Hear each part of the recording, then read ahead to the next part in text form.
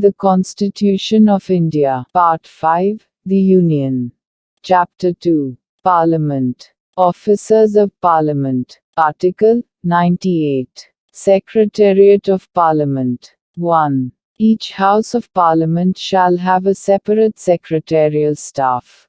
Provided that nothing in this clause shall be construed as preventing the creation of posts common to both Houses of Parliament. 2. Parliament may by law regulate the recruitment and the conditions of service of persons appointed to the secretarial staff of either House of Parliament. 3. Until provision is made by Parliament under Clause 2. The President may, after consultation with the Speaker of the House of the People, or the Chairman of the Council of States, as the case may be, make rules regulating the recruitment and the conditions of service of persons appointed to the secretarial staff of the House of the People or the Council of States.